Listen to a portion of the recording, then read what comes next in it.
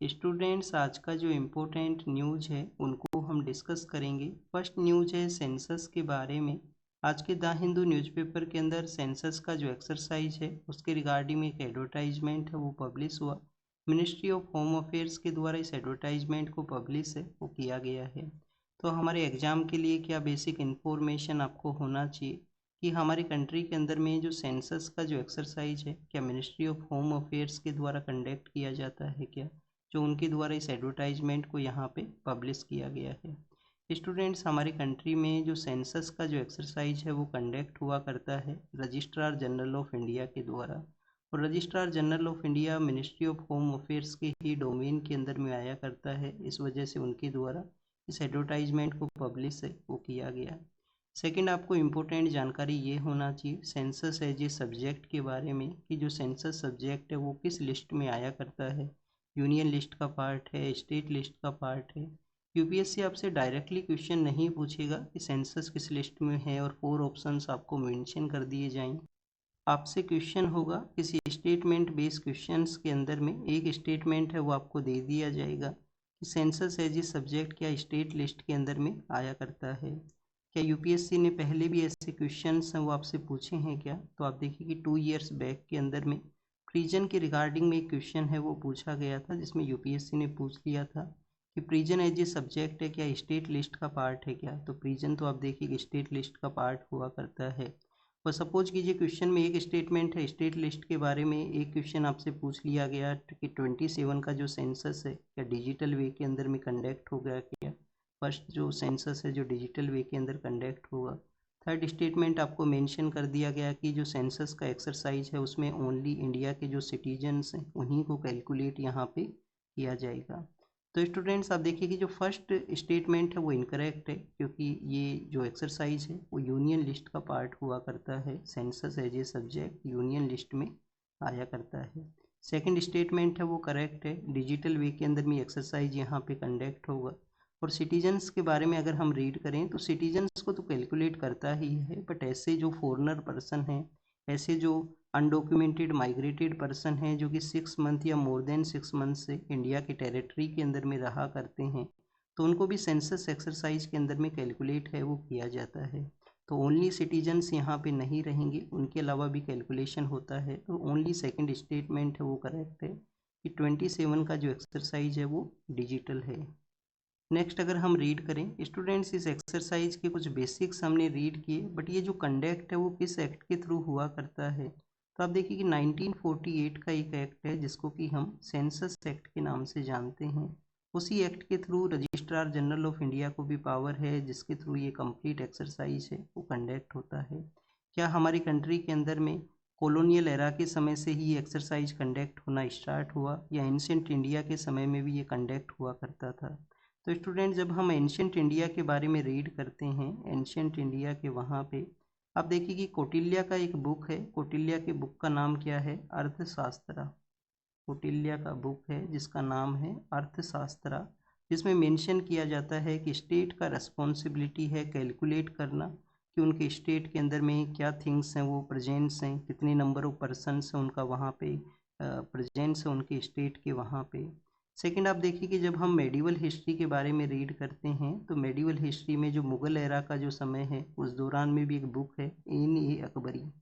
इन ए अकबरी, उसके अंदर भी कैलकुलेशन के बारे में मेंशन किया गया है। हमारे कंट्री के अंदर में ये जो एक्सरसाइज है वो कब स्टार्ट होता है? 1871 के समय जो एक्सरसाइज है जिसको फर्स्ट टाइम कंडक्ट है वो किया गया था। तो ये आपको बेसिक पता होना चाहिए। बट काफ़ी बार अलग अलग एग्ज़ाम्स के अंदर में ऐसे क्वेश्चंस पूछ लिए जाते हैं कि हमारी कंट्री में सिंक्रोनस वे के अंदर में फर्स्ट टाइम सेंसस का एक्सरसाइज कब कंडक्ट हुआ था। सिंक्रोनस वे के अंदर में एक्सरसाइज का जो मीनिंग है वो क्या हुआ करता है? मीनिंग यही है कि कंप्लीट कंट्री के अंदर में जो पॉपुलेशन के जो डाटाज हैं उनको साइमल्टेनियस वे के अंदर में कैलकुलेट किया जाए, एक साथ वहाँ पे पॉपुलेशन के जो डाटा हैं वो कैलकुलेट होते हैं, जिसको कि हम सिंक्रोनस सेंसस एक्सरसाइज के रूप से कैलकुलेट जो काउंट है वो करते हैं। तो फर्स्ट टाइम जो सिंक्रोनस वे के अंदर में एक्सरसाइज स्टार्ट हुआ था वो हुआ था 1881 के समय में। 1881 के समय हमारे वॉइसरॉय हैं वो कौन हुआ करते थे? वॉइसरॉय का पोस्ट क्रिएट हो चुका था 1857 के बाद में। तो आप देखिए कि वॉइस रॉय हुआ करते थे लॉर्ड रिपन जिनको कि father of local self governance के नाम से हम जानते हैं।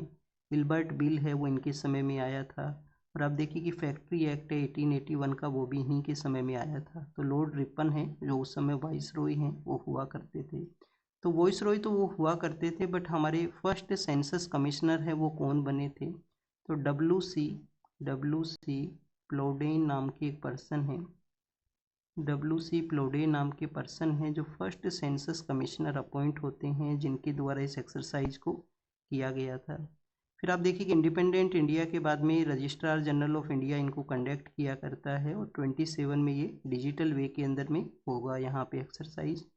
काफ़ी ईयर्स के डिले के बाद में ये कंडक्ट होने वाला है, क्योंकि लास्ट टाइम 2021 के समय होता, बट वहाँ पे कोविड-19 का आउटब्रेक होने की वजह से उस समय इसको नहीं कंडक्ट किया गया। अब ये जो एक्सरसाइज है वो 1971 से कंटिन्यूस आप देखिए कि 2 फेजेज के अंदर में कंडक्ट किया जाता है। 2 फेजेज के अंदर में ये कंडक्ट होता है 1971 से। एक फेज के अंदर में तो आपका हाउस लिस्टिंग है वो किया जाएगा।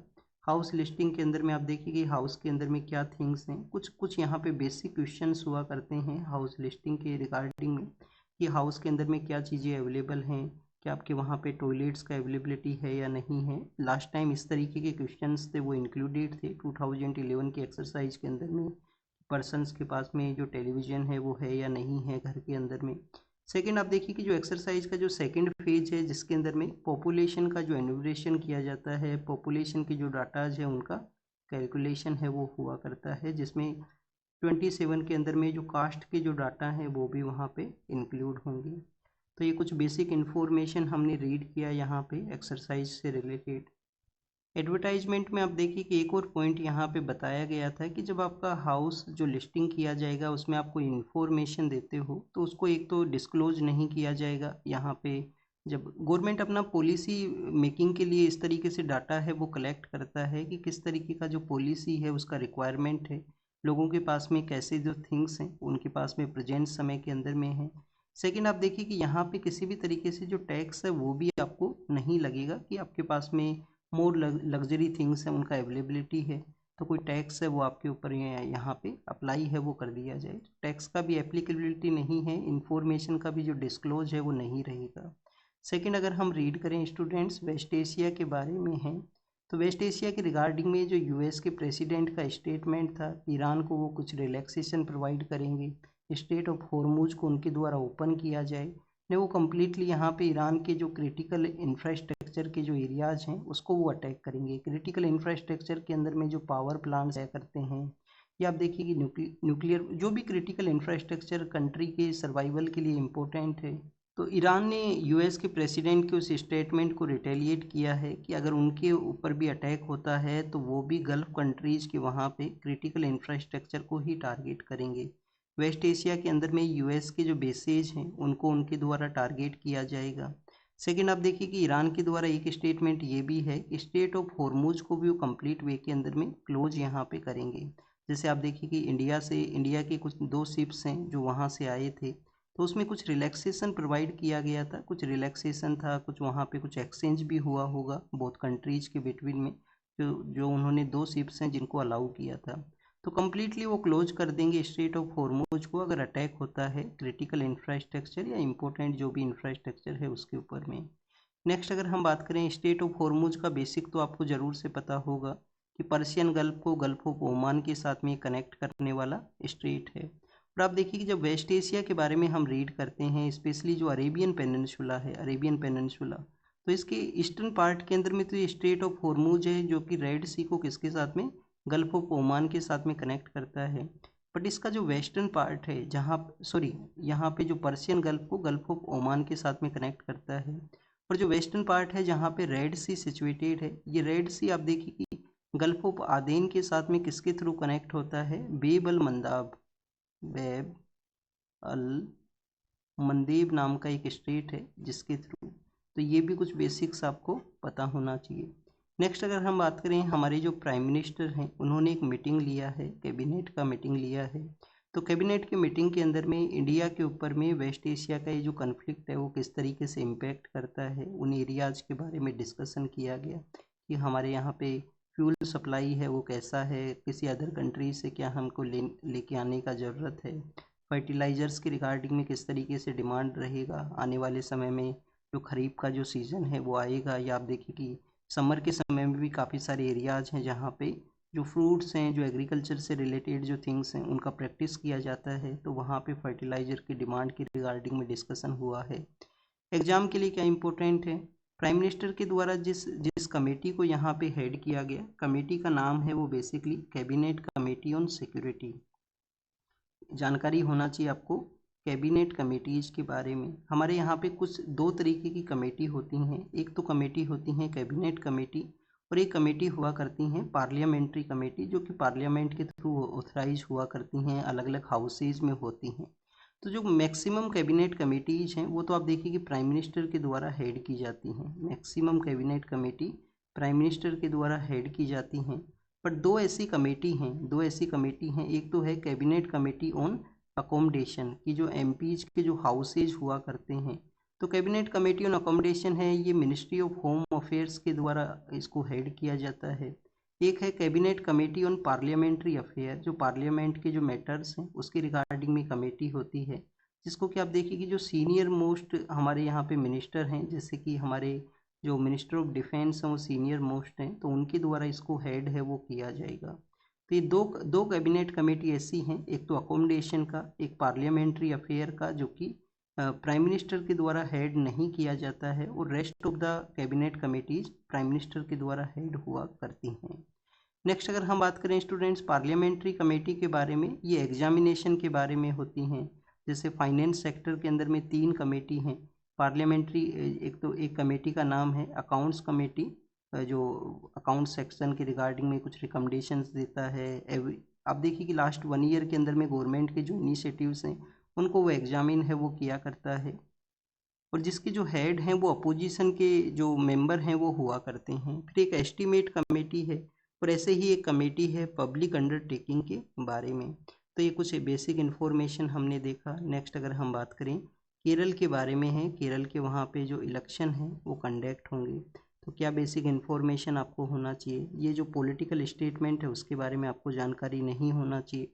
बट आप देखिए कि लास्ट 1 ईयर के दौरान में केरल काफ़ी बार न्यूज़ के अंदर में रहा है, जब उनके द्वारा कुछ इंडिया के अंदर में फर्स्ट टाइम कुछ इनिशिएटिव्स हैं उनको लाया गया है। जैसे कि जब हम बात करते हैं लिटरेसी के बारे में, तो रेस्ट ऑफ द इंडिया के अंदर में तो हम आप देखिए कि एक उल्लास नाम का इनिशिएटिव है, उल्लास इनिशिएटिव, जिसके थ्रू न्यू एजुकेशन पॉलिसी के थ्रू आप देखिए कि जो लिटरेसी है उसको कैलकुलेट किया जाता है। कुछ हमारे यहाँ पे 6 ऐसे एरियाज़ हैं जिसमें चंडीगढ़ जो यूनियन टेरिटरी है, रिसेंटली उल्लास इनिशिएटिव के थ्रू जो लिटरेसी रेट है उन्होंने काफ़ी जो हायर नंबर्स हैं उसको अचीव किया था।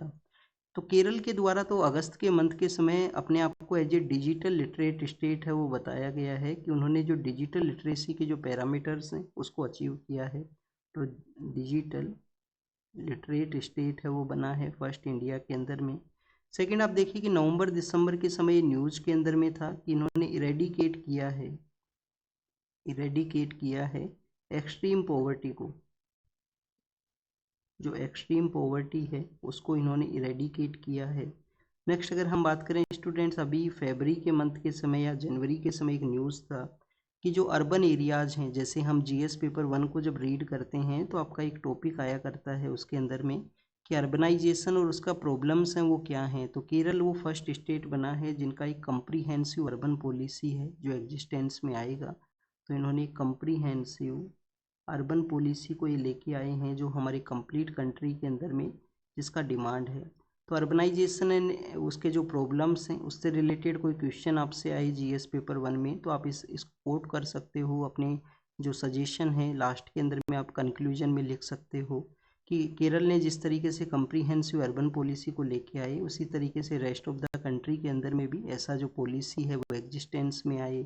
या आप हमारे जो एसडीजी गोल नंबर 11 है उसको आप कोट कर सकते हो कि गोल नंबर 11 है जिसको हमें अचीव करना है सस्टेनेबल डेवलपमेंट गोल को, जो कि अर्बन इंफ्रास्ट्रक्चर के ही बारे में है। नेक्स्ट अगर हम बात करें स्टूडेंट्स, ये तो केरल के कुछ इनिशिएटिव थे। एक आप देखिए कि जब हम ग्लोबल जो हेरिटेज एग्रीकल्चर प्रैक्टिस के बारे में रीड करते हैं, हमारी कंट्री में 3 ऐसे हेरिटेज प्रैक्टिस हैं एग्रीकल्चर के, जिसमें एक केरल के वहाँ पे हुआ करता है। केरल के वहाँ पे कुट्टानाड का जो एरिया है जहाँ पे below the sea rice farming होता है, कुट्टानाड के वहाँ पे below the sea rice farming है वो हुआ करता है। फिर आप देखिए कि केरल में जो काफ़ी सारी सिटीज़ हैं उनके नेम हैं वो के ऊपर में हैं, जैसे कि कासरगोड है, कोझिकोड है, कोट्टायम है, तो कोची है। आप देखिए कि ये काफ़ी सारे ऐसे सिटीज़ हैं उनके नेम आपको के ऊपर में मिलेंगे। के जो अल्फ़ाबेट है उसको उसी के ऊपर में काफ़ी सारे सिटीज़ के नेम हैं। तो ऐसे ही एक जगह है कोट्टायम, ऐसे ही एक जगह है कोट्टायम। कोट्टायम के अंदर में किसका हेडक्वार्टर है? रबर बोर्ड का हेडक्वार्टर है। कोट्टायम के अंदर में किसका हेडक्वार्टर है? रबर बोर्ड ऑफ इंडिया का। यूपीएससी क्या ऐसे क्वेश्चन पूछता है? 2022 के प्रीलिम्स में क्वेश्चन पूछा गया था टी बोर्ड के बारे में। तो हो सकता है कोई क्वेश्चन कभी पूछ लिया जाए, कोई टॉपिक न्यूज़ के अंदर में रहे उस दौरान के अंदर में। जैसे कि हमारे यहाँ पे जो टर्मरिक बोर्ड है जो रिसेंटली सेटअप हुआ है और जिसका हेडक्वार्टर आदिलाबाद के अंदर में है, आदिलाबाद है जो कि आंध्र प्रदेश या तेलंगाना के वहाँ पे है। तो ये आप एक बार रीड करना और कमेंट सेक्शन के अंदर बताना कि जो टर्मरिक बोर्ड है, हल्दी का जो बोर्ड है, उसका हेडक्वार्टर कहाँ पे सेटअप है। नेक्स्ट अगर हम बात करें स्टूडेंट्स, एक ऑर्गेनाइजेशन है उल्फा। उल्फा हमारी कंट्री के अंदर में एक बैन ऑर्गेनाइजेशन है। तो उनके उनके द्वारा पहले भी आसाम के अंदर में अलग अलग मूवमेंट चलाए जाते थे, फिर इसको 90s के समय बैन कर दिया गया था। और आसाम के वहाँ पे जिस एरिया में इनका प्रेजेंस था वहाँ पे armed force special power act है उसको लगा दिया गया था। Armed force special power act जो कि डिफेंस फोर्स के जो पर्सन हैं जिनको कि एक स्पेशल पावर देता है कि एक वार्निंग के बेसिस के ऊपर में उनके द्वारा फायरिंग है वो किया जा सकता है, नोटिस का रिक्वायरमेंट नहीं होता। तो कुछ स्पेशल पावर वो ग्रांट करता है किसी भी डिस्टर्ब एरिया के वहाँ पे जहाँ पे सिक्योरिटी है वो जो स्टेबल नहीं है। तो आसाम के वहाँ पे ऐसा ही एक सिचुएशन हुआ। आसाम का जो ईस्टर्न पार्ट ऑफ आसाम है जो कि अरुणाचल प्रदेश के एरिया के साथ में कनेक्टेड है, और अरुणाचल प्रदेश का वो एरिया किसी फॉरेन कंट्री है, म्यांमार है, उसके साथ में अपना अपना जो एरिया है वो शेयर करता है। तो आप देखिए कि उस एरिया के अंदर में अटैक हुआ है जिसमें आसाम पुलिस के जो पर्सनल हैं जिनके ऊपर में यहाँ पे हर्ट है वो हुआ है। नेक्स्ट अगर हम रीड करें तो आपको जो न्यूज़ है वो मेंशन किया गया है मंडी के बारे में। अब देखिए कि हिमाचल प्रदेश के वहाँ पे ये सिटी है से मंडी, वहाँ पे बेसिकली लैंडस्लाइड हुआ है। हमारे कंट्री के अंदर में जो स्पेशली हिमालयन एरिया है वहाँ पे लैंडस्लाइड के जो इश्यूज हैं वो डे बाय डे इंक्रीज हुए हैं। इंक्रीज क्यों हुए हैं स्टूडेंट्स? एक तो आप देखिए कि वहाँ पे लार्जर वे के अंदर में जो प्रोजेक्ट्स कैरी आउट किए गए हैं, प्रोजेक्ट्स जिसमें इंफ्रास्ट्रक्चर प्रोजेक्ट भी हम ऐड कर सकते हैं। हमारे जो हिमालयन स्टेट्स हैं, हिमालयन एरियाज हैं जो काफ़ी फ्रेजाइल हैं, हिमालयन माउंटेन रेंज हैं जो, तो उसकी वजह से भी आपको यहाँ पे जो लैंडस्लाइड है और नेचुरल भी कुछ रीजन होते हैं, जैसे कि जो टेक्टोनिक प्लेट एक्टिविटी है वो कंटिन्यूस होती है, अर्थक्वेक का सिचुएशन क्रिएट होना, ये कुछ ऐसे रीजन हैं जिसकी वजह से आपको लैंडस्लाइड है वो देखने के लिए मिलता है। रिसेंटली हमने कुछ दिनों पहले न्यूज़पेपर में रीड किया था और कल के भी न्यूज़पेपर के अंदर में था कि हमारे यहाँ पे जो ब्यूरो ऑफ इंडियन स्टैंडर्ड है उन्होंने एक जोनिंग का कॉन्सेप्ट वो लेके आए थे कि हमारा इंफ्रास्ट्रक्चर हमें इस तरीके से डेवलप करना है कि जो जो यहाँ पे ऐसे जोन्स हैं जहाँ पे लार्जर वे में अर्थक्वेक हो सकता है, तो वहाँ पे बेटर इंफ्रास्ट्रक्चर का रिक्वायरमेंट होगा। बाद में आप देखिए कि उस पर कंसर्न ये रेज हुआ कि इससे जो प्रोजेक्ट का जो कॉस्ट है वो इंक्रीज होगा। तो बाद में उन जो गाइडलाइंस हैं, जो जोनिंग का जो कॉन्सेप्ट है उसको विड्रोवल है वो कर लिया गया। तो ब्यूरो ऑफ इंडियन स्टैंडर्ड का ये जो जोन कॉन्सेप्ट था ये न्यूज़ में था रिसेंटली। और ऐसे एरिया जहाँ पे लैंडस्लाइड है, अर्थक्वेक के चांसेज हैं वो लार्जर हैं, तो वहाँ पे इंफ्रास्ट्रक्चर भी वैसा ही बनाया जाए जो उसको डील कर सके। केरल के वहाँ पे भी हमने जो लैंडस्लाइड के बारे में रीड किया है, लास्ट आपने भी रीड किया होगा न्यूज़पेपर में। केरल में वायनाड नाम का एक जगह है जहाँ पे काफ़ी मैसिव वे के अंदर में लैंडस्लाइड हुआ था, काफ़ी सारे लोगों का कैजुअलिटी है वो भी वहाँ पे हुआ था। नेक्स्ट अगर हम बात करें स्टूडेंट्स, लद्दाख के जो आप देखिए कि क्लाइमेट एक्टिविस्ट हैं, वैसे तो कंट्री के ही क्लाइमेट एक्टिविस्ट हैं, सोनम वांगचू, उनको डिटेंड कर लिया गया था एनएसए एक्ट के थ्रू में, और फिर आप देखिए कि उनको अब रिलीज़ किया गया है। रिलीज़ जब उनको किया गया तो लद्दाख के लिए पहुँचे हैं। वहाँ पे ऐसे लोग जो कि डिटेन हैं उनको रिलीफ प्रोवाइड करने के लिए उनके द्वारा एक अर्ज किया गया, उसके बारे में एक डिस्कशन है वो किया गया। एग्ज़ाम के लिए क्या इम्पोर्टेंट है, 2019 के समय जम्मू एंड कश्मीर जो कि हमारे यहाँ पे स्टेट हुआ करता था उसको बाइफरकेट कर दिया गया 2 डिफरेंट यूटीज़ के अंदर में। एक यूटी बना दिया गया जम्मू एंड कश्मीर को, एक यूटी है वो बना दिया गया लद्दाख को। जम्मू एंड कश्मीर के वहाँ तो आप देखिए कि जो यूनियन टेरिटरी है बट लेजिस्लेटिव असेंबली को इस्टेब्लिश कर दिया गया। बट जब अगर हम बात करें लद्दाख का, तो लद्दाख में अभी लेजिस्लेटिव असेंबली है वो नहीं इस्टेब्लिश हुआ है। तो वहाँ के लोगों का डिमांड ये है कि एक तो उनको पॉलिटिकल पावर दिया जाए, लेजिस्लेटिव असेंबली है उसको इस्टेब्लिश किया जाए।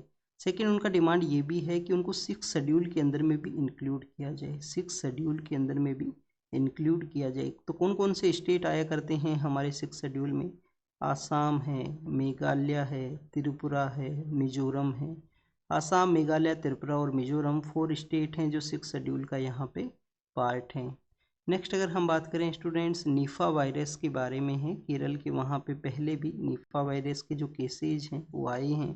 तो उसके बारे में अलर्ट है वो इशू किया गया है केरल गवर्नमेंट के द्वारा कि निफा वायरस के रिगार्डिंग में अलर्ट है सितंबर के मंथ के समय तक। तो आपको यहाँ पे अवेयरनेस है वो होना चाहिए इसके बारे में।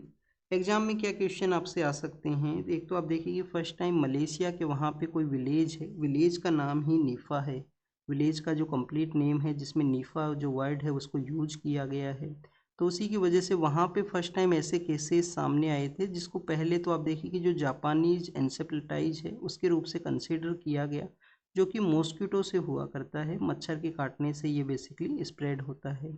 पर जो नीफा वायरस है इसका जो ओरिजिनल जो वायरस है जो जो आपको जो बेसिकली आप देखिए बैट्स के अंदर में मिला करता है, जो बैट्स जो हुआ करते हैं स्पेशली जो फ्रूट बैट्स हैं उनमें इसका प्रेजेंस होता है। जब किसी भी फ्रूट है उसको उनके द्वारा कंज्यूम कर लिया गया है और वो आप देखिए कि हाफ वे के अंदर में ग्राउंड के ऊपर में गिरता है और उसको भी कोई पर्सन है वो कंज्यूम करता है, तो चांसेज हैं कि वहाँ पे निफा वायरस का स्प्रेड है वो हो सकता है। ह्यूमन टू ह्यूमन ट्रांसफ़र के भी चांसेज हैं अगर क्लोजर कॉन्टैक्ट के अंदर में कोई पर्सन यहाँ पे आता है। क्या इसका कोई जो स्पेसिफिक वैक्सीन डेवलप किया गया है? अभी तक स्पेसिफिक वैक्सीन है वो नहीं डेवलप हुआ है, कंटिन्यूस कोशिश है हेल्थ एजेंसीज का यहाँ पे। तो जब स्टूडेंट्स आप देखिए कि जो हमारे यहाँ पे कोविड-19 का आउटब्रेक हुआ था तो एक जो टॉपिक है वो कम्प्लीटली डिस्कशन के अंदर में था। डिस्कशन में क्या था वो टॉपिक? वो डिस्कशन में ये था कि हमारे यहाँ पे वन हेल्थ अप्रोच को कैरी आउट किया जाए, वर्ल्ड के अंदर में वन हेल्थ का अप्रोच हो। हमारे जो हेल्थ ऑफिशियल्स हैं आप देखिए कि ह्यूमन बींग्स के अंदर में तो वो कंटिन्यूस सर्विलेंस करते हैं, तो हमें एनिमल्स जो हमारे कांटेक्ट में हैं सम हाउ हमारे इनडायरेक्टली कांटेक्ट के अंदर में हैं, एनिमल्स का भी सर्विलेंस है वो करने का ज़रूरत है किसको? हेल्थ हेल्थ अथॉरिटीज़ को, जिससे कि वन हेल्थ अप्रोच के थ्रू हम कम्प्लीटली कोई नया आउटब्रेक है जिसको यहाँ पे रेगुलेट कर सकें। नेक्स्ट अगर हम बात करें स्टूडेंट जो डिस्कशन है वो है गवर्नमेंट के द्वारा कुछ डिसीजंस लिए गए हैं, कुछ ऐसे accounts digital account different different platform के ऊपर में उनको गवर्नमेंट के द्वारा उनको रेस्ट्रिक्ट है वो कर दिया गया है उनका प्रेजेंस को। और क्या वहाँ पे रीज़न बताया गया कि थ्रेट टू जो जो हमारे यहाँ पे पब्लिक ऑर्डर है, पब्लिक ऑर्डर के लिए वो थ्रेट है उनका बेसिकली जो इन्फॉर्मेशन है। अभी वेस्ट एशिया के बारे में कुछ एक्टिविस्ट पर्सन्स हैं, कुछ ऐसे लोग हैं जो कि गवर्नमेंट को क्रिटिसाइज किया करते हैं। उन्होंने वेस्ट एशिया के सिचुएशन के रिगार्डिंग में कुछ आप देखिए कि पब्लिश किया था, कुछ उन्होंने पोस्ट है वो यहाँ पे किया था डिजिटल वेब के अंदर में। तो स्टूडेंट्स उसी के रिगार्डिंग में यहाँ पे अकाउंट्स को रेस्ट्रिक्ट है वो किया गया है। तो यहाँ पे डिस्कशन ये है कि डिजिटल एग्जाइल है वो नहीं होना चाहिए। हमारे यहाँ पे जो जो कोर्ट के द्वारा 2015 के समय में जो सीरिया सिंगल केस हुआ था, सीरिया सिंगल केस है, सीरिया सिंगल केस के अंदर में इंफॉर्मेशन टेक्नोलॉजी एक्ट का जो सेक्शन 69A है जिसको कि अपहेल्ड किया गया था कोर्ट के द्वारा। बट ये जो 69A है जो कि आप देखिए कि एक रेगुलेशन का पावर देता है गवर्नमेंट को, बट इस तरीके से भी रेगुलेशन नहीं होना चाहिए कि यहाँ पे कम्प्लीटली जो क्रिटिसिज्म है उसको रेस्ट्रिक्ट किया जाए। तो ये बेसिकली क्रिटिसिज्म को रेस्ट्रिक्ट करने के बारे में मेंशन है कि आपका जो डेमोक्रेसी है उसके अंदर में सभी जो सेक्शन ऑफ सोसाइटी हैं, सभी जो व्यूज़ हैं उनको आपको वेलकम करना चाहिए। क्रिटिसिज्म है तो उसको भी आपको यहाँ पे प्लेस है वो देने का ज़रूरत है। तो ये तो बेसिकली आप देखिए कि डिजिटल एग्जाइल और रिसेंटली जो यहाँ पे जो जो डिसीजंस है उसके बारे में है। वेस्ट एशिया कैसे हमारे यहाँ पे जो फ्यूल का जो सप्लाई है, जो जो फर्टिलाइज़र का जो प्रोडक्शन है उसको इम्पेक्ट करता है। वेस्ट एशिया का इम्पोर्टेंस तो हमने कल के न्यूज़पेपर के अंदर में रीड किया था।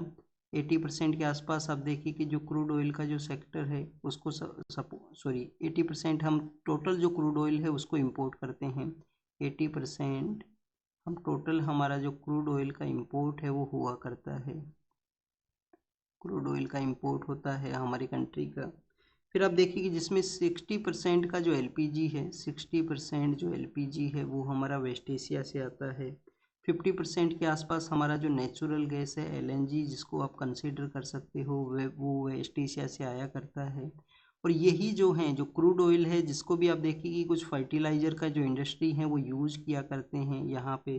जैसे कि अगर हम बात करें नेप्ता के बारे में, जैसे कि अगर हम बात करें अमोनिया के बारे में, अमोनिया तो आप देखिए कि गैसेस के थ्रू यूज किया जाता है, बट नेप्ता का भी यूज करती हैं कुछ यहाँ पे कंपनीज यूरिया और फर्टिलाइज़र के प्रोडक्शन के लिए। तो इनका जो डिस्टरबेंस हुआ, तो ओवरऑल हमारा यहाँ पे जो डिस्टरबेंस है फर्टिलाइज़र सेक्टर को हुआ है। हमारा जो कंट्री है वो एग्रीकल्चर बेस्ड कंट्री है, जिसमें एग्रीकल्चर का प्रैक्टिस स्टिल आप देखिए कि 50% के आसपास पॉपुलेशन इसी सेक्टर के अंदर में इंगेज है।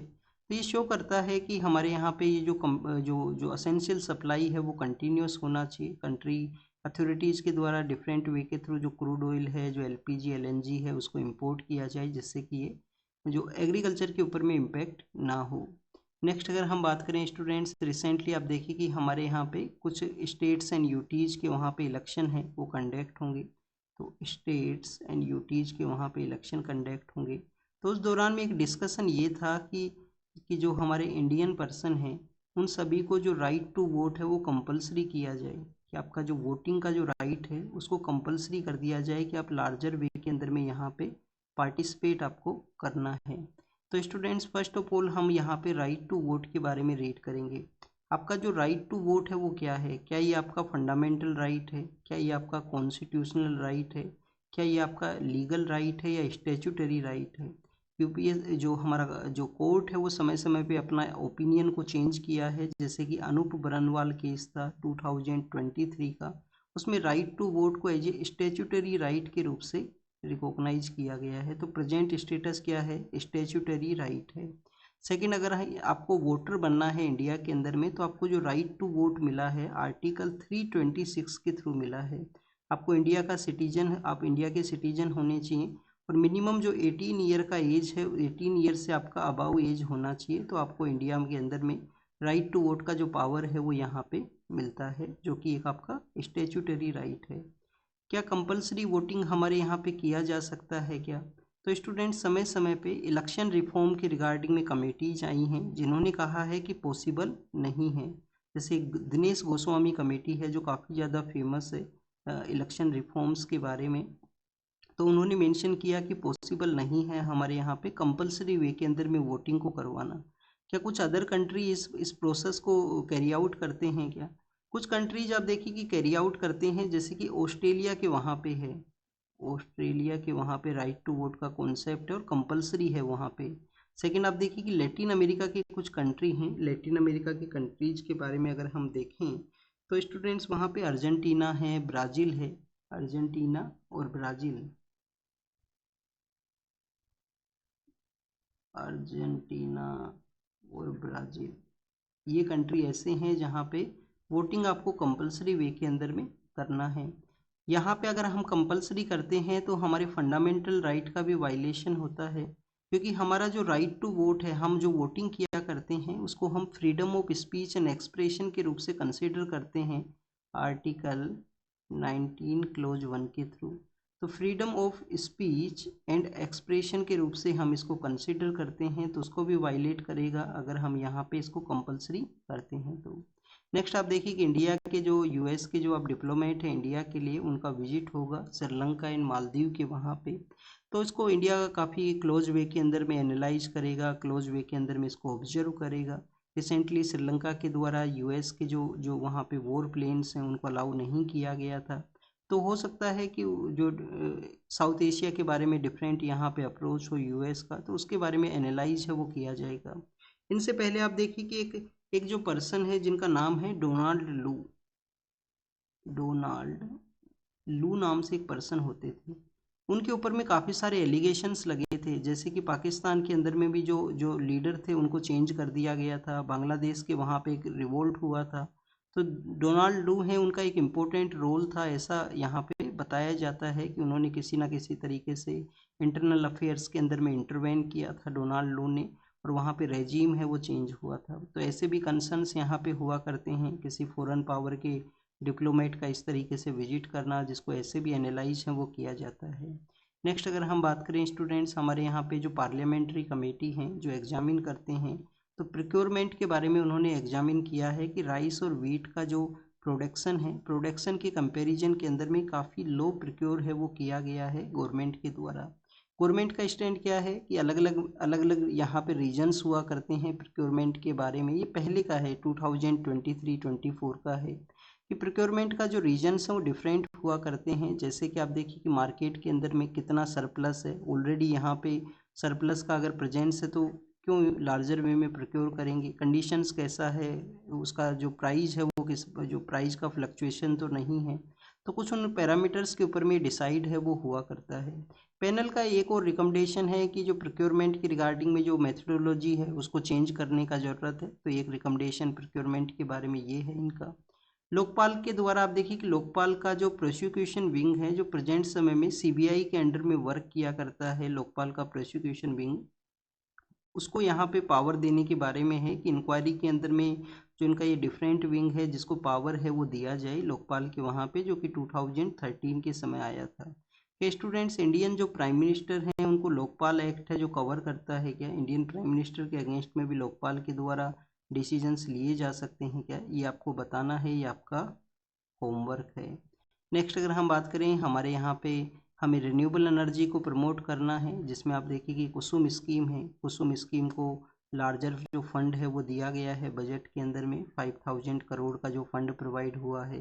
गवर्नमेंट के टारगेट्स हैं कि 2070 तक हमें कार्बन न्यूट्रलिटी को अचीव करना है। तो ये कुछ हमारे यहाँ पे अचीव जो ऑब्जेक्टिव हैं, अचीवमेंट्स हैं, कुछ इनिशिएटिव्स हैं।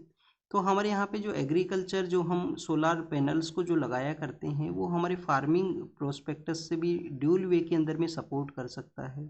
एक तो आप देखिए कि हमें जो रिन्यूएबल एनर्जी है उसको यहाँ पे प्रोडक्शन को इंक्रीज करवाएगा। सेकंड, यहाँ पे एग्रीकल्चर पर्सपेक्टिव से भी उसका यूज बताया गया है कि वो जो शैडो एरिया है उसको यूज किया जा सकता है, डिफरेंट वे में एग्रीकल्चर प्रैक्टिस हो सकता है। तो ये कुछ बेसिक इन्फॉर्मेशन था। नेक्स्ट अगर हम बात करें स्टूडेंट्स, यहाँ पे युगांडा के बारे में है। युगांडा नाम का जो कंट्री है, उन्होंने आप देखिए कि जो राइनो है उसको यहाँ पे केन्या को दिया है, केन्या को उनका राइनो है वो दिया गया है, तो उसके बारे में मेंशन किया गया। हमारे यहाँ पे जो राइनो है जिसको कि हम इंडियन वन हॉर्न राइनो के नाम से जाना करते हैं, इंडियन राइनो के नाम से उसको जाना करते हैं, जिसका IUCN स्टेटस है वो वल्नरेबल है, वल्नरेबल उसका IUCN स्टेटस है। काजीरंगा वो है जहाँ पे लार्जर नंबर के अंदर में इंडियन वन हॉर्न राइनो है उसका प्रेजेंस हुआ करता है। जो हमारे यहाँ पे जो प्लानेट्स हैं उनका ऑब्जर्वेशन का एक सेंटर है, माइनर जो प्लानेट सेंटर नाम से है, जिन्होंने कई नए मून है वो बताए हैं। स्पेशली जुपिटर के वहाँ पे जो मून्स हैं वो और भी ज़्यादा नंबर्स के अंदर में हैं, तो उसका कन्फर्मेशन यहाँ पे किया गया। एग्जाम के लिए नहीं इम्पोर्टेंट है, हमारा मून है वो सिर्फ सिंगल मून है। आप देखिए कि और जो अर्थ का जो रोटेशन है वो किस तरीके से हुआ करता है, एंटी क्लॉकवाइज जो है वो अर्थ रोटेट किया करती है। तो ये कुछ बेसिक इन्फॉर्मेशन है मून के बारे में। हमारे यहाँ पे सिर्फ वन मून है वो प्रेजेंस है। फिर अगर हम बात करें स्टूडेंट्स, यहाँ पे कतर के बारे में मेंशन किया गया कि कतर के वहाँ पे जो हेलीकॉप्टर है जिसमें क्रैश हुआ है, क्रैश हुआ है, किसी अदर कंट्री ने अटैक नहीं किया, उसी का कुछ बैलेंस और टेक्निकल इश्यू की वजह से ये क्रैश यहाँ पे हुआ है। नेक्स्ट आप देखिए कि बहरीन के अंदर में एक अटैक हुआ था, जब क्लेम किया गया था कि ईरान ने वो क्लेम किया है, बट अगर यहाँ पे जो एनालिसिस डाटा है वो ये शो करता है कि बहरीन में जो अटैक हुआ, जो यूएस का एक एंटी डिफेंस का जो वेपन है, पैट्रियोट नाम से एक एंटी डिफेंस का वेपन है, उसी का आप देखिए कि वो जो अटैक है वो किया गया था, बहरीन के अटैक के बारे में है। तो पैट्रियोट के बारे में आपको पता होना चाहिए, एंटी डिफेंस वेपन है। फिर सऊदी के बारे में है, सऊदी ने आप देखिए कि ईरान के जो डिप्लोमेट्स हैं, जो मिलिट्री पर्सनल्स हैं एम्बेसी के अंदर में, उनको कहा है कि आपको कुछ समय के अंदर में जाना होगा, एक लिमिटेशन दिया गया। और यहाँ पे जैसे ईरान ने अटैक किया है सऊदी के वहाँ पे, तो उस वजह से ये सिचुएशन क्रिएट हुआ। नेक्स्ट अगर हम बात करें स्टूडेंट्स, यहाँ पे जो इन्फॉर्मेशन है वो ब्रिटेन के बारे में है। ब्रिटेन ने कहा है कि ईरान जो है वो यूरोपियन यूनियन के कंट्रीज़ के ऊपर में अटैक करेगा, ऐसे कोई एविडेंस वो नहीं है। तो ब्रिटेन का एक अपना स्टैंड है यहाँ पे वेस्ट एशिया वॉर के बारे में।